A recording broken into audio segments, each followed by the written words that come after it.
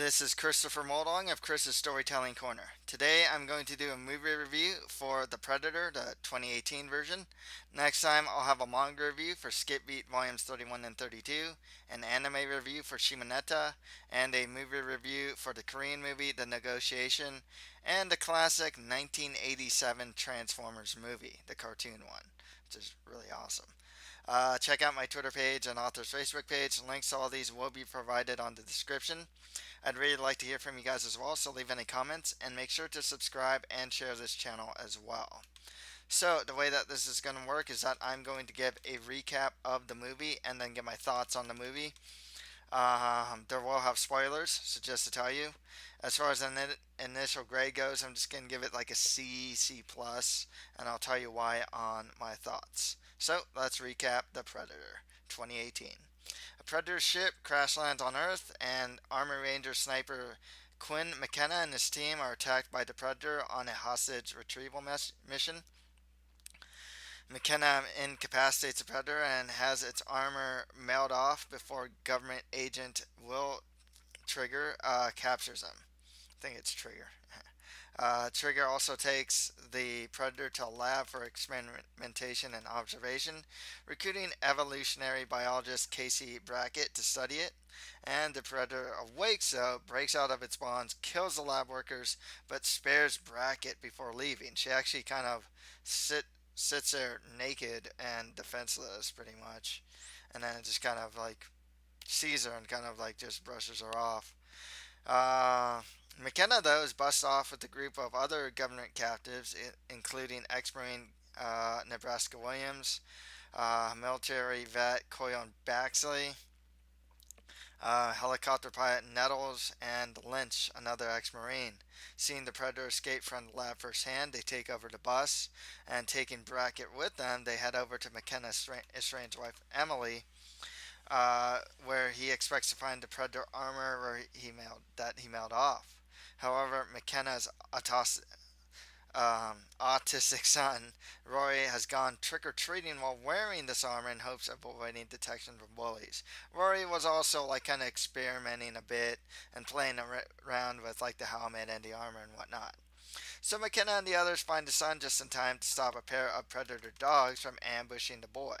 The predator chases them into a nearby school, and they start to get the predator's armor back when another larger predator arrives and kills the first one. They all flee, and the second predator sets out to retrieve the lost technology, the bigger one.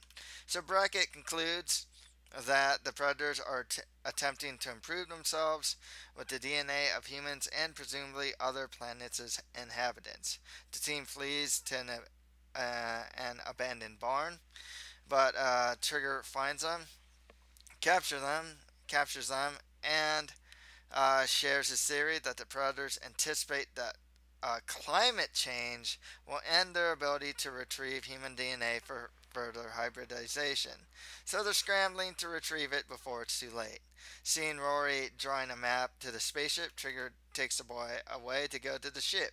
The team escapes though and goes after him with the help of a predator dog. When all are at the crashed predator ship, the second predator arrives, kills Lynch, and explains through translation software that it will blow up the ship to keep it out of their hands and then give them all a head start before it hunts them down. The Predator quickly kills most of the team. Trigger tries to use a Predator weapon on the alien, but accidentally kills himself in the process. The Predator takes Rory, presumably because his autism reflects an advancement, a theorized advancement in human evolution, and is therefore worthwhile in the predator hybridization, and flies away in his ship. However, McKenna, Nebraska, and Nettles land on the ship's exterior, but the predator activates a force field. This slices Nettles' legs off, and he falls off the ship to his death, and Nebraska sacrifices himself and slides into the ship's turbine, causing it to crash. McKenna sneaks into the ship and attacks the Predator. Brackett arrives, and the three overpower and kill it. Pretty much not on the ship. The ship like kind of crash lands, and then they attack it. They pay their respects to their fallen comrades with trinkets representing each one before heading off. After these events, McKenna and Rory are seen in a science lab watching the opening of cargo found on the first Predator ship. A piece of technology floats out and attaches itself to a lab worker, working as a transformative Predator killer suit before deactivating. And that's where it ends. So, before we get into my thoughts on the movie, I'd like to plug my author's website at www.chrismodon.com, and you can read a new blog post every week on there. I believe the one I got on is about Asian movies and originality in stories. So, also, do you like action, adventure, fantasy, crazy characters, different worlds? Then buy my book, The Mustard Prince in the Convent Kingdom, for just $4.99 via ebook on Amazon.com or on my author's website. Links to buy it will be provided on the page description. Please also subscribe to this channel, as that would really help me out. So, I gave this a C. I'll give my thoughts on the movie. Let's start with the characters. Boyd Holbrook played Quinn McKenna, who's Emily's ex-husband, Father Roy, and a former Army Ranger who discovers the existence of the predators, but finds that no one actually believes that they exist. He's a quintessential cool guy, just a rough and tumble guy. Can fight well. Is just kind of tough. A bit snarky, I guess, is the word at times. Gets his cool quips in there and whatnot. But pretty much everyone is kind of like, he's the alpha male of these guys. There's Nebraska Williams. He's a former Marine. He apparently shot himself. He was a cool guy as well. And like it, here's the thing with this movie. He had a lot of funny guys. They're relatively distinct. But like, I can't really say that I was super wowed by anyone. It's like, wow, that is a really cool character. That's a standout character. Yeah, he's cool. Sucks Nebraska died. Quinn's a cool guy. His son's smart.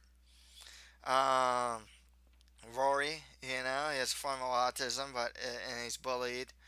But he seems to be really smart. Olivia Munn played Brackett, who the thing with those kind of strange with Brackett is like she can seemingly fight, and I don't really know how. She's this scientist, evolutionary biologist, and maybe I missed something here, but I don't really know how she was able to fight. It was just kind of a weird thing. William Trigger, who's a government agent and director of the project, Stargazer Project. I mean, the guy's a jerk. He thinks he's better than everyone else and whatnot. I didn't particularly care for the guy. He really came off like he was. He, he acted like he was really hard, really tough, and I didn't really buy it too much. Um, Other guys, they had a Coyle, Baxley. Those guys are kind of funny. They died pretty early. His character was Baxley was apparently named after Craig Baxley, who's the stunt coordinator of the 1987 film. Lynch, um, Nettles, all these guys. They're funny guys. They're quirky. They just kind of died pretty quickly, to be honest with you. The wife is pretty attractive, in my opinion. She's kind of tough too. Didn't get to see enough of her. Um, so no one was really like this big standout character. I questioned a lot of things. I questioned how Brackett can fight. Um, the, at times, this movie is a lot more humorous and silly than other offerings were. Not as serious. You got a predator dog that kind of follows them around. A lot of jokes played and whatnot. I didn't feel the hunt was really that great. The action was okay. I mean, it was okay. I thought the hunt could have gone a little longer, to be honest with you, but it wasn't like. It was actually quite a short hunt. And that was the thing, like with the original Predator, man, that was like a long hunt. You see Arnold Schwarzenegger like covering himself in mud, making himself look like he was a part of like the scenery in a sense. That was a cool moment, and just stuff like that. And the Predators were really hideous, devastating guys, you know. But the guys that were fighting against them were like really tough dudes. You know, these guys were like more silly guys. They were really hard to take seriously. That's why it was just kind of a mindless action film. The characters were fun enough. It's fun enough. It's a good rental, but I just there wasn't anything that like made me think like, wow, this really helped the Predator franchise. It was like, okay, it was okay. You know, it's just okay. I mean, there's a lot of Predators out there, Predator movies out there. First one, in my opinion, is the best one. It was more gritty. It had elements of horror in there. This one doesn't really have that. It's a straight action, nearly a comedy. Another thing that this movie's doing that I noticed with like a Mile 22 or other movies, it's like, or the last Independence Day movie, it's like you're trying to make this franchise. I don't really care for the franchise, you know? If you're going to start with this, you know, if you're going to start with, honestly, it's a C movie in my opinion. It's just kind of mediocre. It doesn't add anything new to the franchise. It's not particularly interesting. The characters aren't particularly memorable. You know, you're gonna start with mediocrity, and then you want to make this franchise this Predator killer suit. You know, obviously, you know you want to make a sequel. You know, and it's just kind of like I really wish a lot of movies weren't working operating under this way.